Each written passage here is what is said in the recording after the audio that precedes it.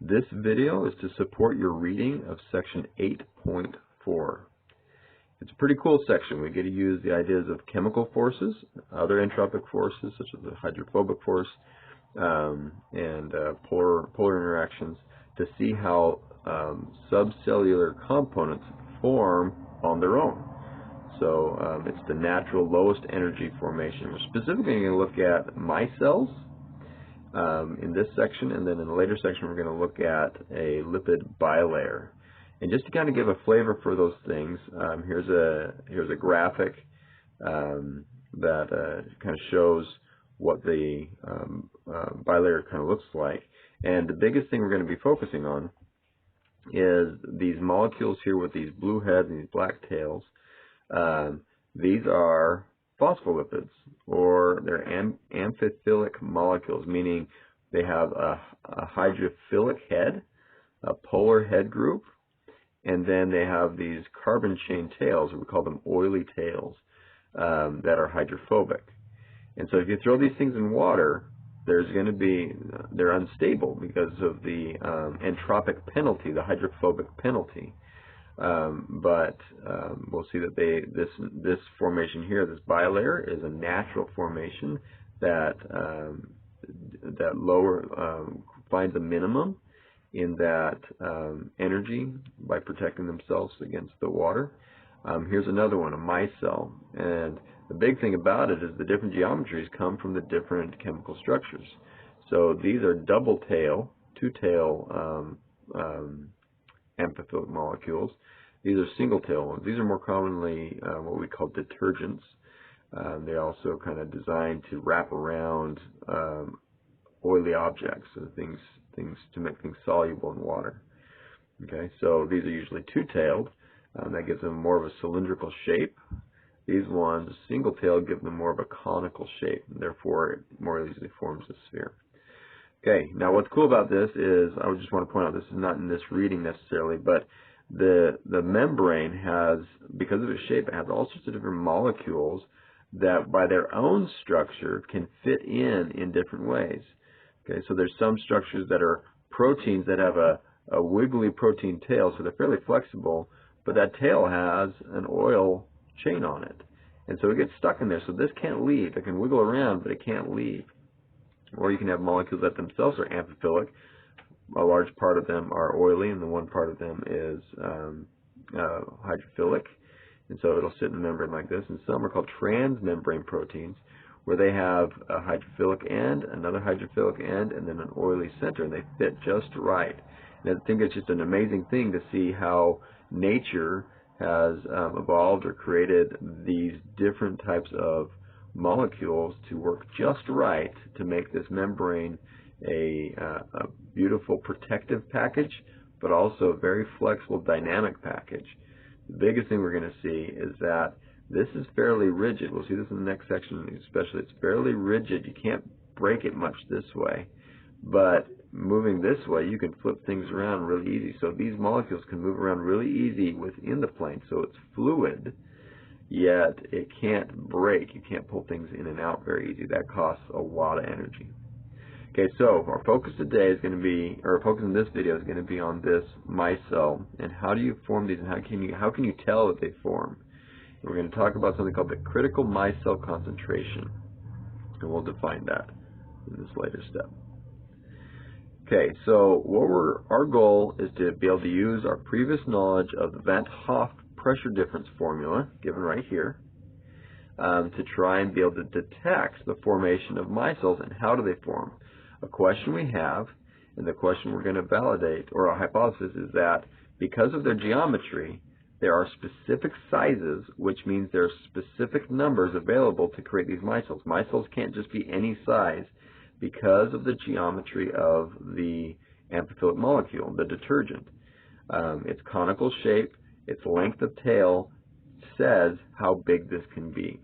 And so we're going to see, does the data show that these will form only at this size and not at any other size? Okay, we're going to do it by maybe an example like this setup. We put a tube into a bath of pure water with a semi-permeable membrane, permeable to the water molecules, but not permeable to any of the solute molecules. Now, when we throw some of these amphiphiles or amphiphilic molecules in here, an ion very often dissociates from the head group, okay, the polar head group. So that's what the little red dots are.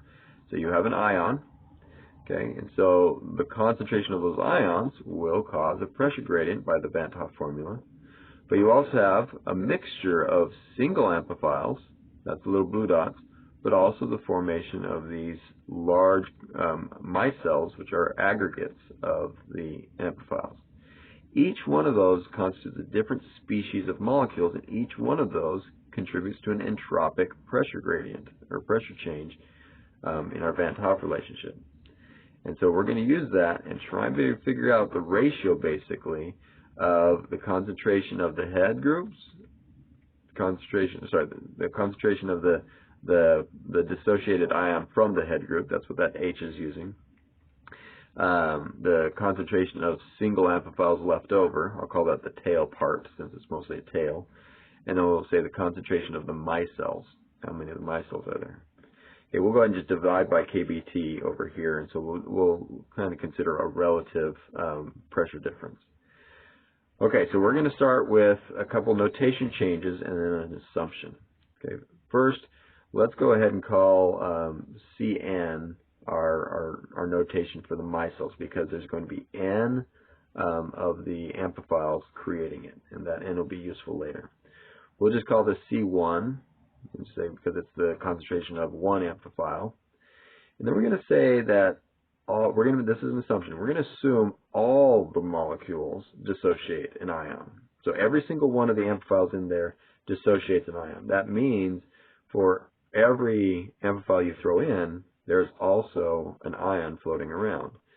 So C total is the total number of amphiphiles you threw in at the beginning, and so therefore C of the ions, or the part that came from the head group, is going to be C total. And that won't change in our experiment, except when we control that change, meaning in our analysis this will be just the number we threw in, but then once we have our values, or once we have a relationship, then we can change that and see how does this effect change. Okay, so our goal is to pretty much figure out how to relate these two in terms of C total, or C total in terms of C1, and let's go from there. Okay, so to start, we need to go back and remember our mass action formula, or the mass action formula, sorry. And basically, it's the relative concentration of the products raised to how often they appear in the reaction formula, divided by the relative concentration of the reactants, also raised to how often they appear in the formula. Okay, and I've already kind of taken over the relative reference value, and I've thrown up here. I'll explain that in a minute, but again, I want you to go back and look at the mass action formula to remind yourself where this is coming from. This is just our mass action formula. Okay, and so in this case, what we're doing is we're starting with a whole bunch of our single amphiphiles, okay, and there are N of them in a reaction to create one of the micelles. So it takes N of these to create one of these. So that's why this is raised to the N power, this is raised to the first power. And those are equal to our KEQ, and then in this case, because of the ratio of the N's, we're going to end up with this reference concentration to the N minus 1 here. Now, we don't really care about that. That's often we just say that's 1 molar anyway, but we'll just group that together and call it this new constant, and that's measurable. Even though we know by our previous knowledge of the chemical potential, we can find out what that is by other properties, but we can just measure it generally as well. So we're just going to take that as a measurable constant. Okay, so now what we're going to do, we need to get rid of this Cn somehow. We could do everything the other way, but let's get rid of Cn in terms of C1 and get a relationship that then relates C total to C1. Okay? All right, so looking at the relationship here, we just multiply the C1 to the N up, and that's how we get Cn. So we can plug, or we hold on to that. So just hold on to that for a second. Our next equation is that if this is the total we threw in there, then it's equal to all the monomers, all the individual amphiphils. Well, there are C1 of them by themselves, and then there are N of the micelles, and so the concentration of the micelles times how many are in a micelle gives us the total concentration of the individual ones. So that's what this relationship is. The total is equal to the individuals plus N times the micelles. All right, so now we take this thing, throw it into Cn, and we can throw it, we plug it in, pull out a C1, and we're left with this. Okay. Now this isn't bad. This isn't bad. We're going to eventually try and get rid of this NKQ. Okay. And one thing we want to do is we want to do it in terms of this quantity, this critical micelle concentration, which we're going to give a variable as C sub star. We're going to define that as the value of C total when half of the molecules available are in a monomer form and the other half are equal to, are in a micelle form, or the NCN. So that means that the number that are individual equal the total number that are in micelle form. So they're both equal to half C total. So this is a definition, and we're going to use that as a new concentration. The reason why this choice is interesting is because if our hypotheses are correct, we should expect a fairly quick jump. Once you reach, or not an immediate jump, but once you get close to this concentration, micelles will start to form quite a bit. Because until you get to that kind of concentration, there's just not enough to form a micelle, and a partial micelle is not going to do it. All the oily tails have to be covered. And so only when you get close to this will you start to get a transition. So we expect a sharp transition at this level if our hypothesis is correct. Okay, so with this definition, using these ideas, we're going to try and figure out how to replace this constant with another constant and see where it takes us. Okay, so we'll call, in this condition, we'll call that the concentration of the monomers when we're at the critical micelle concentration, that's equal to half the total, which is what we're calling the critical micelle concentration. And same thing, the total number of monomers in a micelle form, that's this NCN, is also equal to half the total, which is at the micellar concentration, critical micellar concentration. Okay, so let's just go ahead and divide those two out. So Cn star divided by C1 star to the n. Okay, plugging in what they're equivalent to here, doing a little algebra.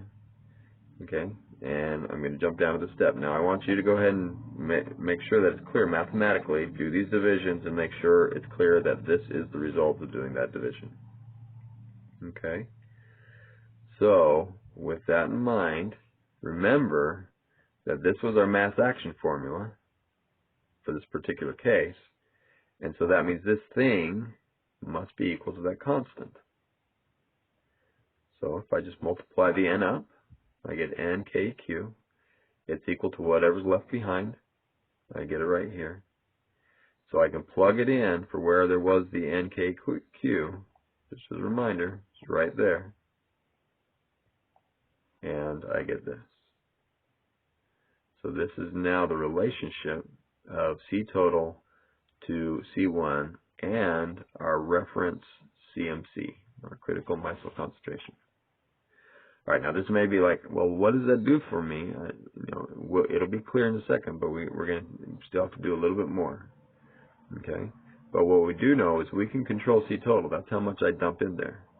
What we could measure or we could fit is we could fit this value and this value. Okay, the n, the how many, is what we're trying to figure out, and we're trying to figure out what is that critical concentration.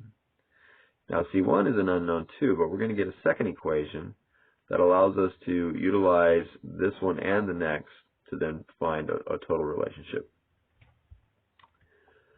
Okay, so there it is. I put that there just for reference. We're trying to work with this one. We're going to get back to it in a second. Let's go back to what we know about the C total. Okay, we know it's C1 plus NCN. All right, and this is for any case. This is not just at the CMC. This is for any case. So before, when we did the CMC, just to clarify, before when we did all this stuff, it was to figure out a new constant to replace with this one. So that was just simply to get that constant. But now C1 can be anything. It can be anything. All right, so we know how C total relates to the sum of the two. And so solving for Cn in this case, we write it out this way. Okay. Now back to our original equation we had, is we are trying to find the pressure difference, at least relative pressure difference. So we have C total plus C1 plus Cn. Okay, that's the concentration of each thing. Now there's no N in front of this one, like there's up here. This is counting monomers. This is counting things. Okay, this was the ions. This is the individual floating around by themselves monomers. And this is the thing. It's the micelle as an object. That's what matters for the pressure difference, not what's in that object. It's just how many objects are there. Okay, so taking this, plugging it in here, you see we get this value here. And now we're doing some algebra. I'm going to collect the C totals, collect the C1s. We get this term. And then we're going to pull out C total. Okay, so I pull the C total here, so that in here it's only left with this ratio of C1 to C total. Okay, which is good, because we're going to use this in a second. And if we divide C total by C1, we get the inverse of this quantity, and we're going to end up using this, what's left over. Okay, but back to here. We take this, and let's go ahead and just divide by the C total. Okay, that's nice, because now we have dP over C total kBT. Well, this is a pressure, but this is some reference now. And so the pressure we're getting relative to how much, what's the value of C1 is now we can call that a reference pressure. And this is unitless, so this has no units because this is pressure and this is also pressure. This is the Van 't Hoff relationship. Okay, so having done that, we're left with everything in here. And again, trying to make things cleaned up, I write it out this way and get this over the common denominator, and I can end up with this term. So just multiply and divide this term by C total over C1. That gives me this right here. And so now I can collect both terms, this one here and this one here, all of the same denominator. Now that doesn't look too slick right there, but our goal is to try and come use this. And it's going to drop out to be something that's decently understandable. So it'll be easy to analyze with the graph. Okay, so here we go. Still got that. Here's my previous one that we had. So now I'm going to do C total, okay, divided by C1. Take that down. What's left over is this. So I take this thing within the big parentheses, plug it in here, and plug it in here. Okay, so I get it here, and I get it here. Now 1 over n times 1 is going to cancel this minus 1 over n. So I'm left with just a 1 plus 1 over n times this thing, which if I write 1 over n as n to the negative 1, I get 1 plus n to the negative 1 times this thing. And I still have this in the denominator. Okay, so this is pretty nice now. This thing can tell me my pressure as a function of how many, or the concentration of monomers, and I have these two fitting parameters. How many are there? I can't see it, but now I can figure out how many, and this critical concentration. Okay. All right, so what we're going to do now is see how useful this is. So first of all, let's assume that no micelles form. Okay, if no micelles form, that means n equals 1. You plug an n equals 1 here and n equals 1 here, well, you get the same thing here and here, and you get 1 plus 1 equals 2. Well, that's not very fortunate. Why is that not very fortunate? If this is a relative pressure, it's unitless, it'd be really nice if if I maxed out, if my concentration was C total, because I have no more, all I have are monomers. Well, what this is telling me is I have double that pressure because I actually have 2 C totals. Let's go back really quick to make that clear. Okay. If there are no CNs, then these two right here, the ions came from the amphiphiles. So for every ion, there's an amphipile. So if all of them dissociated, I'll have a C total, and this will be C total, because there's no way for it to have a different form, because we're assuming N is 1. So that means I have 2 C total, 2 species of molecules, both causing a Van 't Hoff pressure, which means my pressure will be double. So if I'm trying to consider this case, well, then it's just a much better convention. Okay, it's a much better convention. Instead of using this or using this as my reference, let's just divide both sides by 2. And so I define my reference pressure just simply by 2, knowing that if there were no micelles, then the pressure would be the result of 2 sets of ions, or 2 sets of molecules, which are equal in concentration. So just a 2 here, therefore a 1/2 here, therefore plugging n equals 1 gives me 1. So now my relative pressure is a little bit more meaningful, makes a little bit more sense. I can interpret it better. So I'm happy. Okay, so here's the graph from the text. Our goal now is to try and make sense of this equation. Okay, so let's take a look. This is that relative pressure. Note, it maxes at 1. Okay, so if you look at just a molecule, just a single ion going through, it doesn't change. Right? It doesn't change, at least for small values. I'll just note that this axis is the square root of C, and that's just to emphasize changes at small values, because square root has very quick changes for small values and very small changes for larger. And so this kind of emphasizes small changes. All right, so this would decrease eventually, because you're going to, with larger concentrations, you're going to have a greater pressure difference to change that. Okay. I'm sorry, I take that back. This is reference to the total, so it's not going to change. This should stay 1, even for very high pressures. I apologize.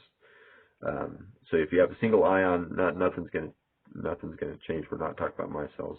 This is kind of a reference value. Basically, their experiment is working. Okay, but what's interesting here, the black dots are these potassium oleates, which are an amphiphile. And indeed, for these very low concentrations, it's pretty straight, and then suddenly it changes. It decreases quite quickly. That is our clue that micelles are forming, and they're forming in a fairly specific radius. Okay? If they could form at a variety of radii, this would just slowly, gently change. It would not have a sharp transition. So this is telling us, just by the picture alone, this tells us, yes, micelles are forming at a specific end value. Maybe a small spread in N, but a specific end value. Okay? And so that's one thing. Verifies our conclusion. All right? Now, down here, the theory, which is the black line for N equals 30, doesn't match very good. Okay? It matches great up here. It shows us that transition. It follows the first features pretty good, but then it doesn't down here. Well, that's actually okay, because we talked about that. We assumed that all of the molecules dissociated, creating an ion. But when you have larger concentrations, that's not true. The molecules, not all of them dissociate.